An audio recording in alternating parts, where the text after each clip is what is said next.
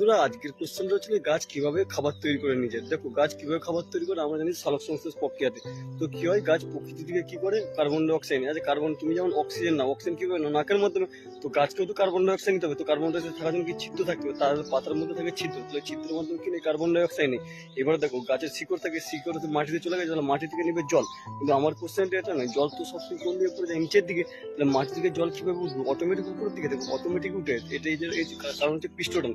তুমি এইভাবে একটা উঠানো না, তোমার খানিকটা তুলো আছে, এই তুলোটা তুমি অর্ধেকটা কি করবে, জলের মধ্যে ভিজিয়ে দেবে।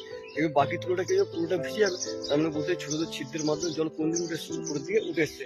তো এই প্রসেসে তাহলে কি হলো, পরিবেশ থেকে কার্বন ডাই অক্সাইড শিকড়ের মাধ্যমে জল নিল, পরিবেশের উপস্থিতিতে কার্বন ডাই অক্সাইড জল কি করবে, বিক্রিয়া করবে।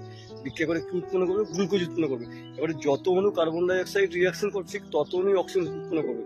মানে এখানে 6 অণু যদি কার্বন ডাই অক্সাইড রিয়াকশন করে, কি করবে, 6 অণু অক্সিজেন উৎপন্ন করবে। তাহলে নিজেরাই গাছ কি করে নিজের খাবার নিজেরাই তৈরি করতে